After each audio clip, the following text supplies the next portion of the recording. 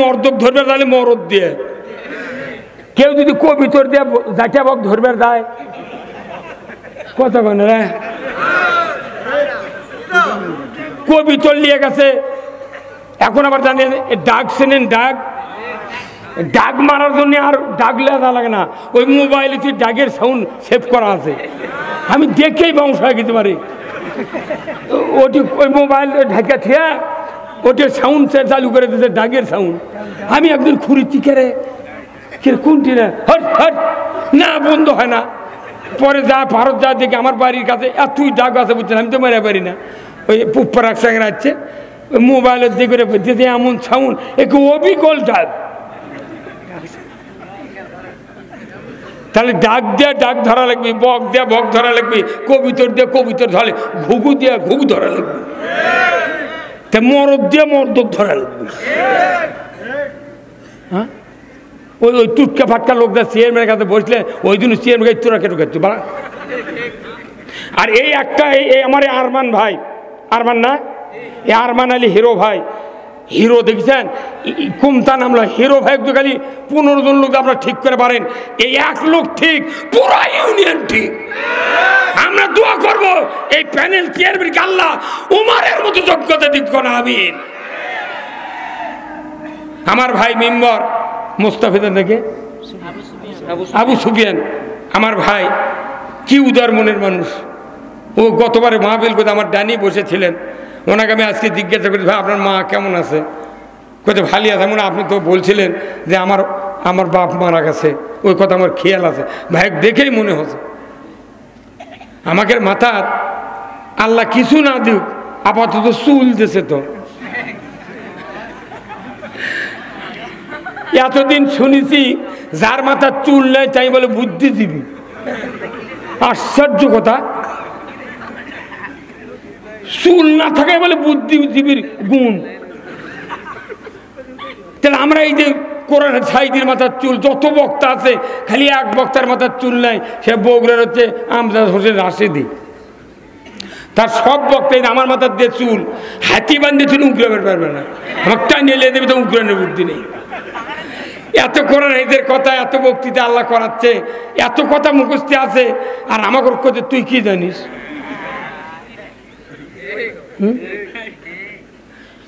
দেশের শ্রেষ্ঠ আলেম ওলামাকে ফাঁসি দিল সুরঞ্জিত সেন গুপ্ত, নাম শোনেন?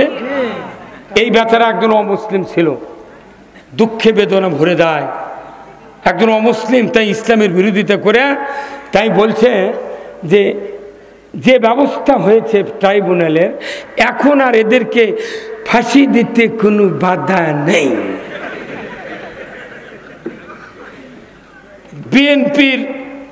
বিএনপির লোক 4000 বছর আমি টাইম দেব, চট্টগ্রামের সাকা চৌধুরীর মতো একটা লোক যদি তৈরি করতে পারে, জীবনে বক্তৃতা করব না। বাঘ, ওই বাঘের মুখ দিয়ে কি কথা বলাছে, উনি ট্রাইব্যুনালের ডগে দাঁড়িয়ে বলেছেন, ও বিচারপতি, যে ট্রাইব্যুনালে আমাকে ফাঁসির অর্ডার দেওয়া হলো, এই ট্রাইব্যুনাল যেন বন্ধ না হয়। এই ট্রাইব্যুনালে তাদেরও ফাঁসি হবে যারা আমাদের বিরুদ্ধে ফাঁসির রায় দিল। একজন বীর পুরুষ, এই কথাটা কি আপনি মনে করতেন হাসি তামাশা? কি মুখ আল্লাহ ওই জন্য বলছেন মজলুমের দোয়া কবুল হয়, কারো দোয়া কবুল না হোক, সাকা চৌধুরীর দোয়া কবুল হচ্ছে। সাইদি জামাত ইসলামী করে, আইজুল ইসলাম জিহাদি জামাত ইসলামী করে, আমরা জামাত ইসলামী করি দেখে আমাকে দোয়া কবুল হয়, হোক না হয় না হোক, কিন্তু আমার বিশ্বাস 100% আল্লাহ সাকা চৌধুরীর দোয়া কবুল করেছেন। ওই ট্রাইব্যুনালে আছে, ওখানেই শুরু হয়ে গেছে।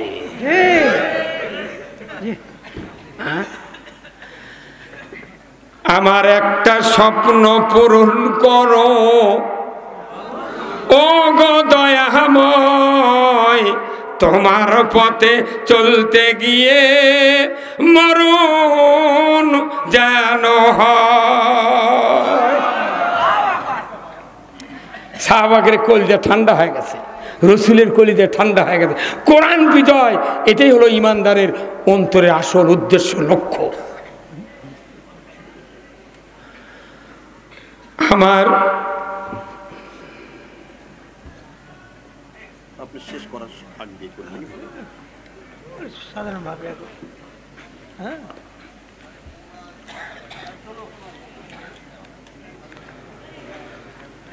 আমি একটা কথা বলবো আপনাদের, একটা সত্য কথা বলবো, বেদারদান হন না। আমি দেখতে পাচ্ছি আপনাদের অন্তরে খুব কোরআনের মহব্বত আছে। যাদের কোরআন, যারা কোরআনের পক্ষে, কোরআনের কথা শুনলে এদের আল্লাহ তারা আরো ইমান বেড়ে দেয়। আর কোরআনের পক্ষে লোকের কাছে কোরআনের কথা মধুর চেয়ে মিষ্টি লাগে। আমি আশ্চর্য হয়ে গেলাম যে গভীর রাত পর্যন্ত আপনার জ্যোতিষীর মতো তাকিয়ে আছেন। আমি আপনাদেরকে বলি, এই বাংলাদেশে এই চাওয়া চিন্তা ভিক্ষা এইগুলি যদি ইসলাম মূল্য আর মানুষের আইন দিয়ে দেশ গেল। একটা ডিসির পাশে জীবনে একজন লোক নামাজ পড়েনি কোনোদিন, পড়ছে? একটা ডিসির পাশে কোনোদিন একটা লোক নামাজ পড়ায়? ডিসি কি কোনো মসজিদের ইমাম আছে? টিওনো কি কোনো মসজিদের ইমাম আছে? এটা আপনাকে এই জেলার একটা এসপি হচ্ছে ম্যাডাম, তাই না? তাহলে এসপি ডিসি যারা আছে এর পাশে কোনো লোক নামাজ পড়ছে? যারা আল্লাহওয়ালা আলিম ওলামা এসপি আছেন তাদের পাশে নামাজ পড়ুক, আলহামদুলিল্লাহ। কিন্তু একটা ইমামের পাশে 100, 500, 50, 1000 পর্যন্ত লোক নামাজ পড়ে, কথা ঠিক কিনা? তাহলে এই ইমামের পজিশন টিওনো ডিসির চেয়ে আপার লেভেল। এই ইমাম মসজিদে নামাজ পড়ছে শুক্রবারের দিন, ডান দিকে সালাম ফিরে আসসালামু আলাইকুম ওয়া রাহমাতুল্লাহ, আসসালামু আলাইকুম ওয়া রাহমাতুল্লাহ, পরে কি পড়ে না? তো রসুলের হাদিস হলো কেউ যদি সালাম ফিরায় তারপর অন্তকে বলা লাগবে আল্লাহু আকবার, আস্তাগফিরুল্লাহ, আস্তাগফিরুল্লাহ, আস্তাগফিরুল্লাহ। কয়বার? রসুল তাই পড়েছেন। কিন্তু আমার দেশের কি দুর্ভাগ্য, এত বড় একটা ইমাম, জাতীয় ইমাম, তাই নামাজ পড়ে আল্লাহু আকবার আস্তাগফিরুল্লাহ না পড়ে ক লাগে ডান দিকে কৌটো আছে,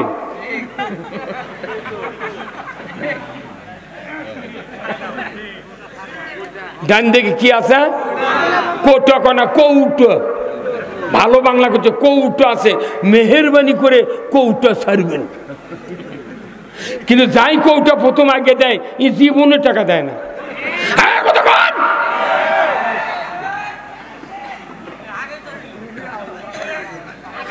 তাহলে এই ভিক্ষায় ছাড়লো। হাফিজি মাদ্রাসা, কওমি মাদ্রাসা কি অপরাধ করছে? এরা যারা মাদ্রাসা পড়ে এর বাপ মাও কি সরকার ট্যাক্স খাজনা দেয় না? প্রাইমারি থেকে ভার্সিটি বন্ধু যারা পড়ে তাদের বাপ মাও কি খাজনা ট্যাক্স দেয় না? তাহলে ওরা সরকার বেতন দিয়ে ওর পড়াচ্ছে, ওর গাড়ি দিয়ে নিয়ে যায়, গাড়ি দিয়ে থুয়ে যায়। আর এই হাফিজি মাদ্রাসা আর কওমি মাদ্রাসা এরা কি অপরাধ করছে যে এর করে ভিক্ষা করে চালান লাগবে?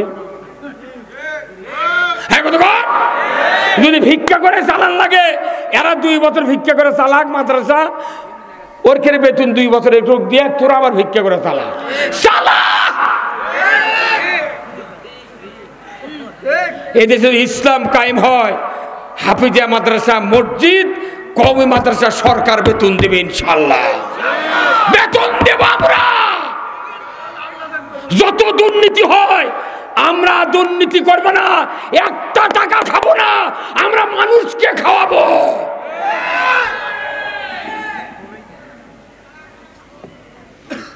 সাতটা 8টা বিভাগে 8টা সার কারখানা করব। আজকে ফসফেট নাই, ইউরিয়া নেই, পটাশ নাই। মরক্কো, মিশরের সার ফসফেট দিয়ে আবাদ করা লাগিছে, ভিজাতে ঘর লেবলে লিল দেওয়ার লাগান লাগে। 2000 তিউনিসিয়া আবার কত টাকা দাম। পটাশ কানাডা হচ্ছে কসকোতে ভালো পটাশ, আর ওই ঝুড়ো একটা বানাতে এমপিও ছিল খালি গুঁড়ো। যে মানুষের কৃষকেরা কাদো পানি খাতে এত কোটি মানুষের খাদ্যের জোগাড় দেয়, তাদের ব্যাপারে সংসদে কোনো কথা হয় না। আমরা বলেছি রাজশাহীতে সেদিন হারুন সাহেবের সিটে আমার মাহফিল ছিল রাজশাহী পুপারে। সেই হারুন সদর থানার ওসির সাথে গত পরশুদিন বগুড়াতে সপ্তপদী আমার সাথে দেখা। হুজুর আপনার বক্তব্য শুনেছি, আপনি বলেছেন যে যদি সরকার কোনোদিন ইসলাম হয়, ইসলাম যদি কোনো সরকার হয়, কোনোদিন জামাত ইসলামী নয়, কোনো দল নয়, আমরা ইসলামকে সরকার বানাতে চাই। ইসলাম যদি সরকার হয়, যাকে কৃষিমন্ত্রী বানাবো আমি যুক্তিবাদী, আমার পাতারে 100 বিঘা জমি দেবো। তুমি কান্দা কাটার থেকে শুরু করে 100 বিঘা জমি নিজের পকেটের টাকা খরচ করে ধান কাটে বাড়িতে আনতে হবে। যত খরচ তোমার টাকা করা লাগবে। তুমি আগে বোঝো কৃষকের ক্যাঙ্কা খরচ হয়। তুই জীবনে পানির নামিস না, একটা গোছ দিস না, 10 কাঠা তুমি আবাদ করিস না, গোয়েন্দাগিরি করে মারে খাওয়ার টাকাতে ভাত খাস তুই।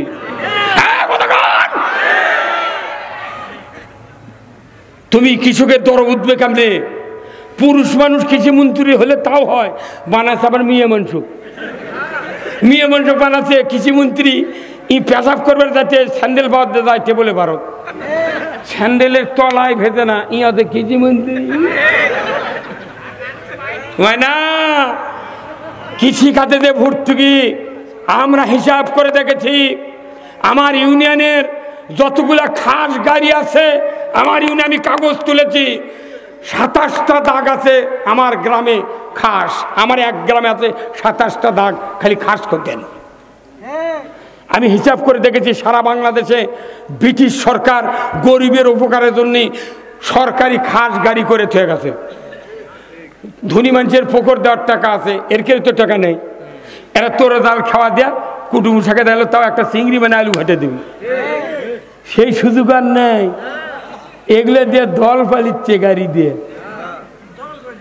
আমি হিসাব করে দেখেছি, এক এসিলেন সাহেবকে আমি বলেছি, স্যার বাংলাদেশে যতগুলা খাস গাড়ি আছে সরকার নিজে হাতে যদি পত্তন দেয়, এই টাকা যদি কৃষিখাতে ভর্তুকি দেওয়া হয়, 1 বছরের টাকা ইউরিয়া সার 150 টাকা বস্তা জনগণ পাবে। তখন ওই এসিলেন করছে, হুজুর আপনার বাড়ি নন্দীগ্রাম থানা। আমি রুহুল আমিন যুক্তিবাদী। ও নেটের বক্তৃতা শুনছি। নেটের শুনেছি তুই? হ্যাঁ, আমরা 1 টাকা খাবো না, জনগণকে আমরা খাওয়াবো ইনশাআল্লাহ। কোনো বেতন লাগবে না। আগে মাদ্রাসার বিল হবে, বিদ্যুতের বিল কমাতে হবে। আমি 1000 টাকাতে মিটার কিনেছি, কিসের মাসে মাসে ভাড়া? আমি দোকানের থেকে হুন্ডা কিনা, বাড়িতে না চরি তেল কিনা।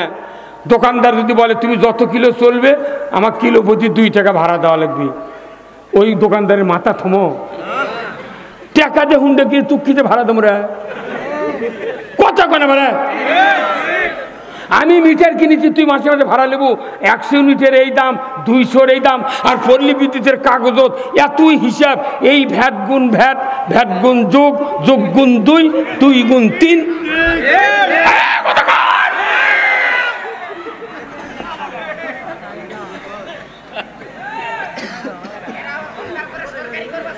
হরতাল কিসের? হরতাল ভুলে যাওয়া হবে এবার। জনগণ যদি ঠিক মতো 2 হাতের কাজ করেন, আল্লাহর ইজ্জতের কসম, আগামী নির্বাচনে বাংলাদেশে ইসলাম বিজয় হয়ে যাবে।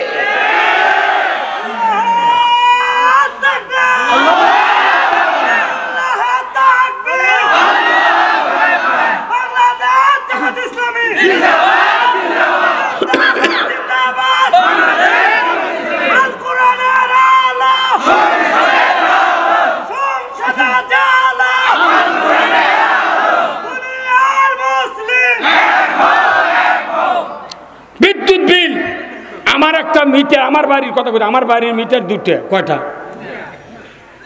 1.5 মাস আগে আমার মিটার খুলে লেগেছে, একটা মিটার পুড়ে গেছে। 1.5 মাস আগে খুলে লেগেছে। এই আর এক মিটার আছে আমার বেটার নামে, আর যেটা খুলে লেগেছে সেটা হচ্ছে আমার নামে। 1.5 মাস হলে যে মিটারের সাথে লাইনের সংযোগ নাই, ওই মিটারের বিল আছে সেদিনকে 19,000 টাকা। মনুরাত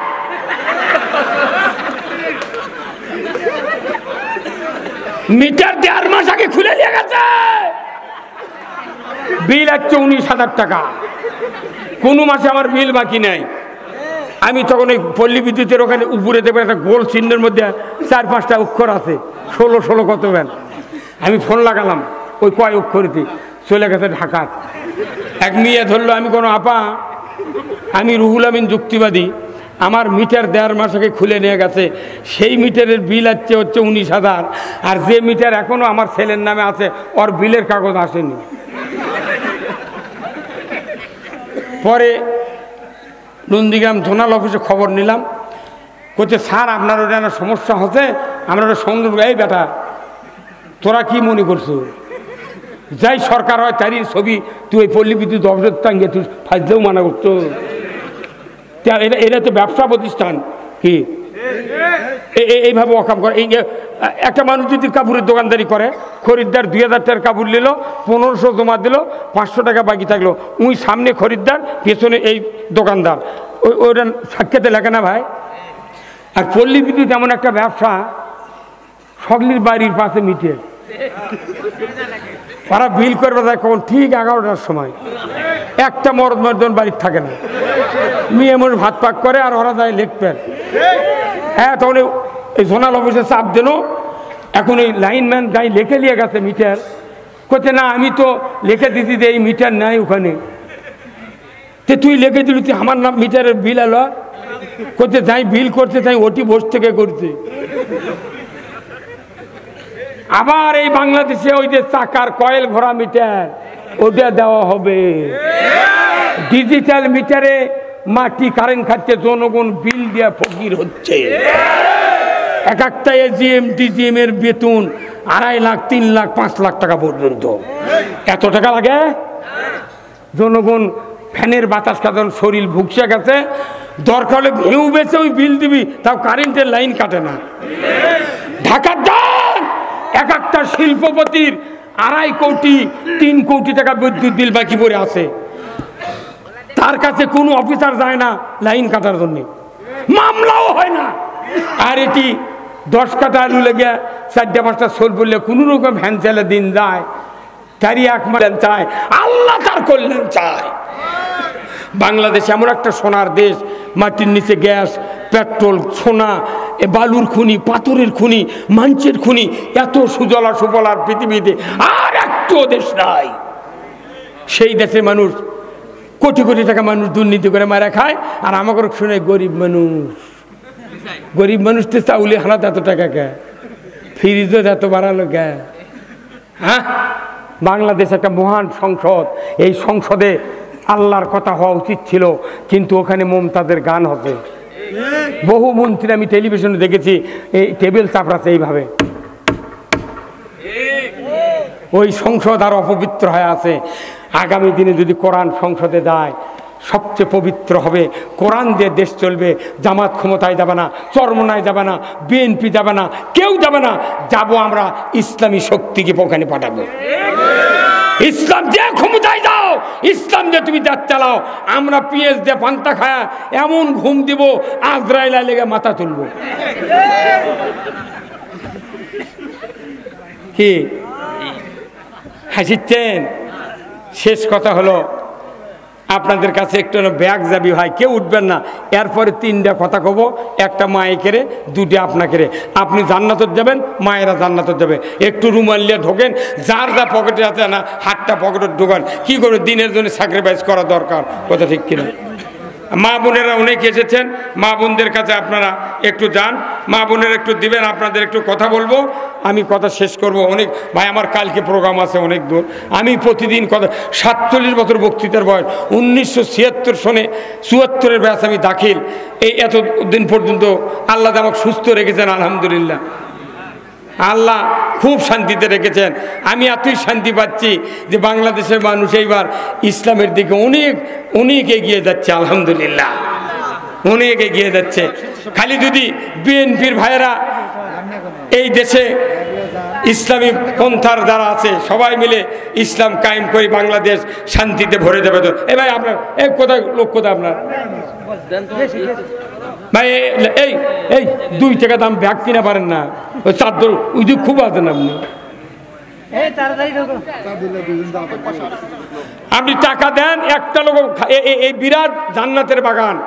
আমি এবার যতগুলো মাহফিল করেছি আপনাদের মতো এত স্ট্রিক্টলি কোরআনের পক্ষে কথা শোনার আর শ্রোতা কোনো জায়গায় পাই নাই। অনেক প্রতিক্রিয়া হয়, কিন্তু আপনাদের এখানে কোনো ব্যাড ইফেক্ট নাই, কারণ আপনারা সব জান্নাতি। মন দিয়ে জান্নাতে যাওয়া লাগবে, কাজ দিয়ে যেতে পারবেন না। আপনি কোন পক্ষ নেছেন তারই উপর বিচার হবে কিয়ামতের মাঠে। এক নম্বর কথা শোনেন পুরুষের জন্য। আচ্ছা, মসজিদে খুতবা শোনেন না আপনারা ভাই? সানি খুতবাত আছে, খুতবাতুল আহকাম। সানি খুতবাত একটা হাদিস আছে রসুলের, সেটা হলো কি, ওয়াসুলতানু জিল্লুল্লাহি ফিল আরদি মান আহানা সুলতানাল্লাহি ফিল আরদি আহানাহুল্লাহ। আমার নবী বলেছেন, ন্যায়পরায়ণ শাসক আল্লাহর ছায়া সদৃশ্য। যে বা যাহারা ন্যায়পরায়ণ শাসক কায়েমের বিরোধিতা করলো কিংবা ন্যায়পরায়ণ শাসককে অপমান করলো, সে যেন স্বয়ং আল্লাহর বিরোধিতা করলো। তা আল্লাহর বিরোধিতা করা মানে কি?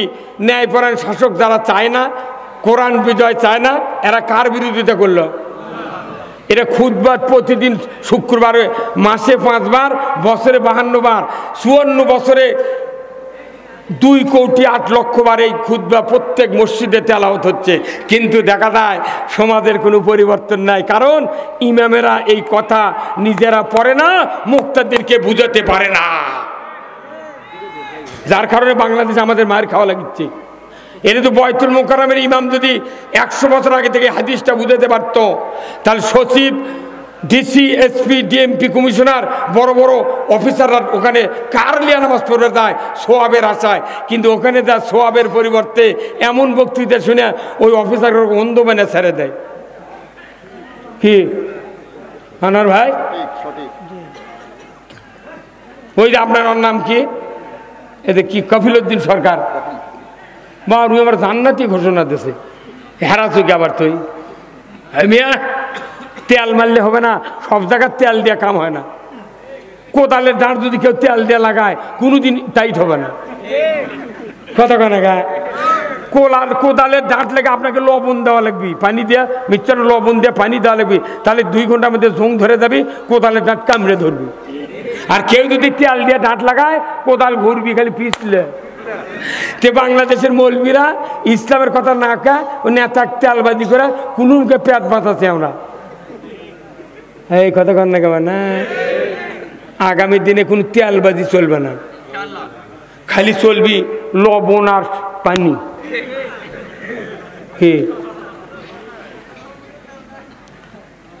2 নম্বর কথা হলো, মানুষ সৃষ্টির আগে আল্লাহ বলছেন, ওয়াইস ক্বালা রাব্বুকা লিল মালাইকাতি ইন্নী জাইলুন ফিল আরদি। আল্লাহর প্রথম উদ্দেশ্য হলো আমি পৃথিবীতে রাজত্ব কায়েম